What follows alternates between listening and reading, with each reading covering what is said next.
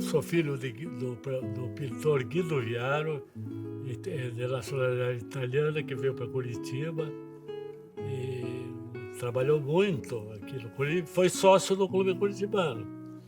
E desde a infância, então, eu frequentei o clube, né? E gostava muito, desde as primeiras sedes, na Rua Barão, depois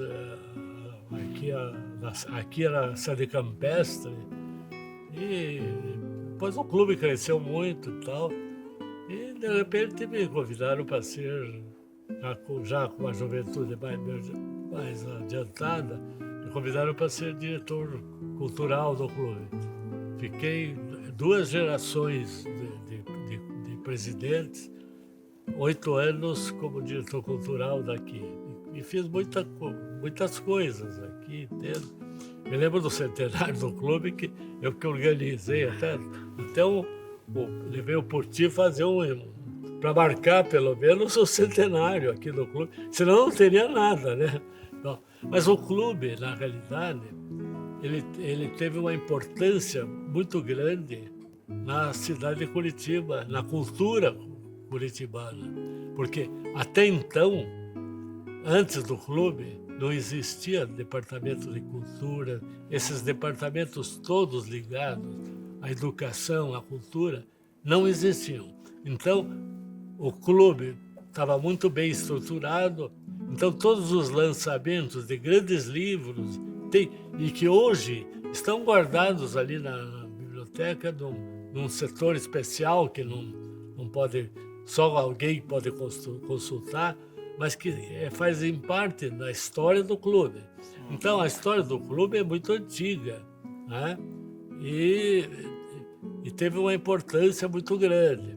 Então, quando eu fui diretor cultural, eu fiz uma participação intensa sempre nas promoções de teatro, de música, de exposições, fizemos inclusive salões de arte, no qual tem hoje gente que, premiados no salão, são artistas famosos daqui.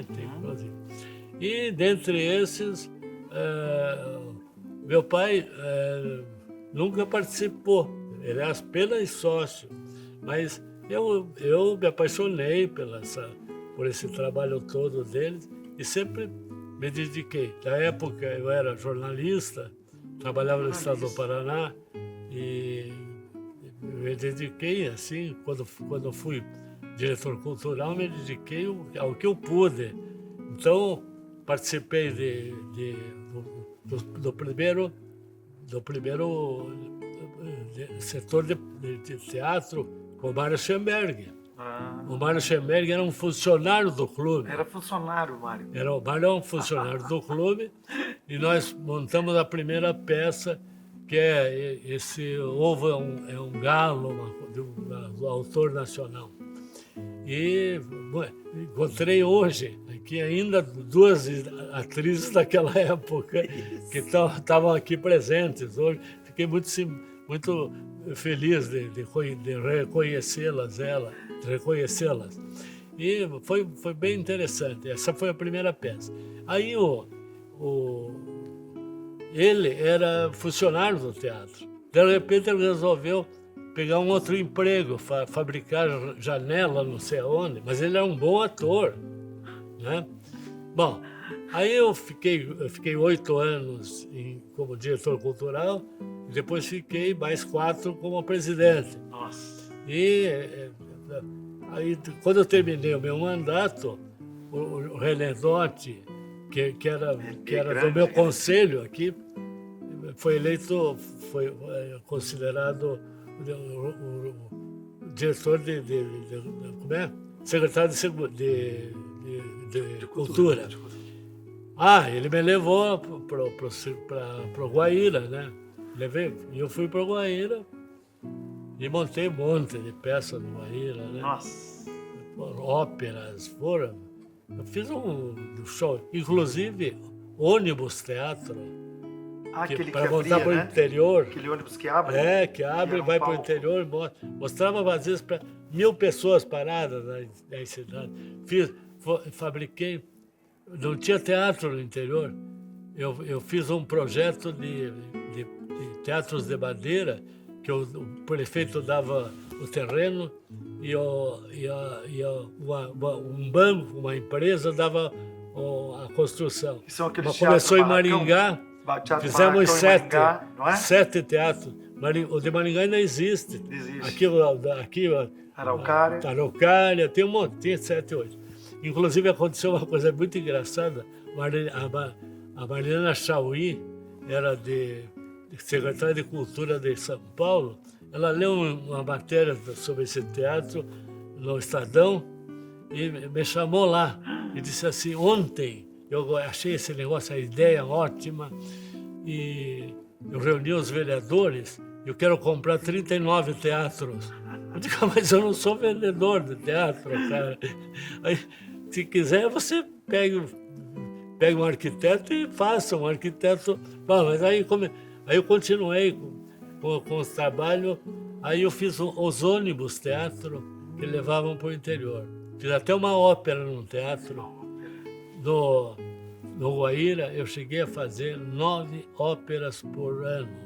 Nossa. Coisa que bateu recorde. Já estava vindo ônibus de Santa Catarina, Rio Grande do Sul, Londrina, Maringá, para assistir a ópera, porque ninguém tinha ópera aqui, né?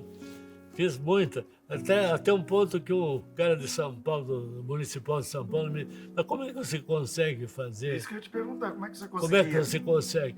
Vou atrás do dinheiro, peço dinheiro para todo mundo.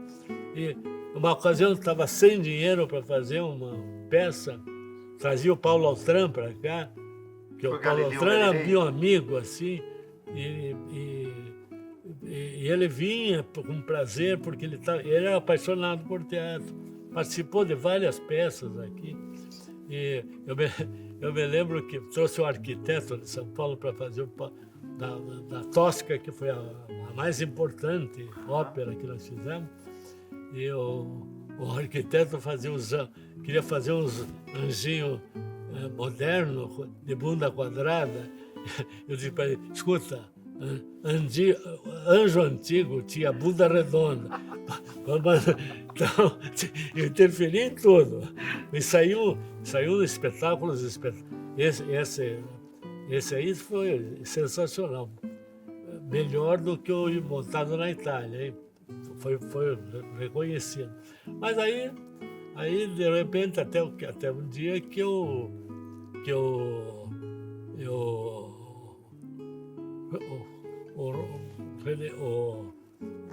prefeito, que é o governador, o novo governador, fiquei sabendo que o irmão dele tinha um vizinho no Rio que era ator e que estava querendo pegar o Teatro Guaíra.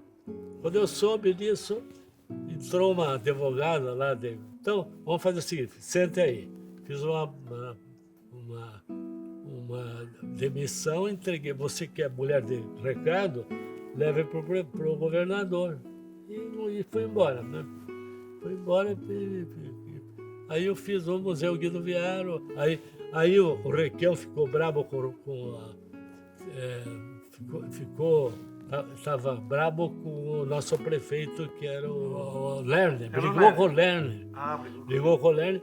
O Lerner ia fazer um festival de teatro aqui, e ele negou o Guaíra para o Lerner.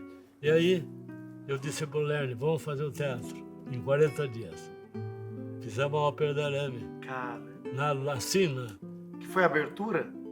Abriu lá, em 40 dias para poder a abertura do Festival de Teatro. Foi lá, né? Bom, então o prefeito, então, o Jaime Lerner, resolveu fazer. Meu pai é Guido Viaro, pintor, artista, um dos artistas mais importantes, e o que fez a primeira escolinha de arte do Brasil para criança, não só como pintura, mas como música, como tudo. É a única do Brasil até hoje, que é o Centro Juvenil de Artes Plásticas. Ele apoiou e fez o Museu Guido Viara. Então, essa ligação com o clube foi um pontapé inicial para eu tomar uma iniciativa grande, inclusive, e futuramente, a vida inteira, eu ajudei depois no clube, a parte cultural, que eu pude sempre, até hoje. Tenho um filho que já escreveu 23 livros, é um escritor, está bem, fez palestras aqui no clube. A família, minha filha faz teatro também, participa daí do espetáculo. E esse espetáculo teve continuidade desde aquela época que o Mário Schemberg... Aí o Mário Schemberg, quando o Mário Schemberg abandonou tudo e foi para... E foi quando acabou o meu período de presidente. Mas o René Dotti, que era um dos participantes da nossa diretoria, foi eleito secretário de Segurança. E me convidou para ser do Guaíra. E aí eu fiquei 7 anos e meio no Guaíra e montei toda aquela estrutura do Guaíra. Ele confiava muito em mim e vinha me consultar todo... Porque ele era um grande advogado, mas a área cultural, ele gostava muito de teatro desde a infância. Então nós fizemos os espetáculos do Guaíra, foram sempre feitos com a participação do René Dotti, na parte do apoio, na luta para poder conseguir fazer um trabalho interessante e de valor, né? Até hoje a gente encontra aqui um monte... 80% aqui, não me lembro da cara que me abraça aqui. Eu não me lembro mais, porque amanhã eu vou fazer 87. E dentro disso tudo, o Enéas Louro, como é que foi? Foi a mulher dele, fez os primeiros ônibus nossos. A Fátima Ortiz. A Fátima é uma pessoa, é uma pessoa criativa, maravilhosa. Os primeiros, eu conhecia ele através dela, que ela fez. O primeiro ônibus foi ela que fez. Que história é essa? É um ônibus que ia para todo o interior. Eu fiz 4 ônibus, inclusive um com uma ópera, um dos ônibus com uma ópera, que o Jaime Lerner queria levar para Nova York, só que não pôde, sabe por quê? Porque eu ganhava os ônibus velhos dessas empresas de ônibus, que quando não dá mais para pôr em circulação, eles ou vendem por preço barato ou dão. Eles tinham me dado, mas não tinha documento, nada. Eles queriam levar para Nova York o espetáculo e não conseguiu, porque não passou na aduana lá, na inspeção lá. É, a inspeção. Uma afinidade grande na participação dos sócios na área cultural, que está cada vez mais cara e mais difícil. Eu sou o contrário. Nós fazíamos uma seleção muito grande de sócios. De repente, eles abriram muito mais a possibilidade de entrar sócio. É bom até, tudo bem. Só que entra um público desinteressado pela área cultural. Parte do clube está interessado em tênis e não sei o quê. Eu aconselharia a manter uma atividade cultural intensa. Isso é uma crítica que eu faço. Eu fui presidente do clube, de repente eu era amigo do presidente do Museu de São Paulo, do Pietro Maria Bardi, amigo dele, pessoal. E eu consegui trazer toda a obra do Portinari para cá, para mostrar para a cidade. Nunca ninguém saiu de lá, e ele, por amizade, e eu consegui o patrocínio do Bamerindos, pagou o seguro. E nós abrimos o salão de festa para a cidade toda, que era a grande tradição do clube curitibano de mostrar a cultura, porque o clube curitibano foi foi a entidade mais importante na época que não tinha nada de cultura, nenhum departamento, nem município, nem estado de cultura. Tudo acontecia no Clube Curitibano.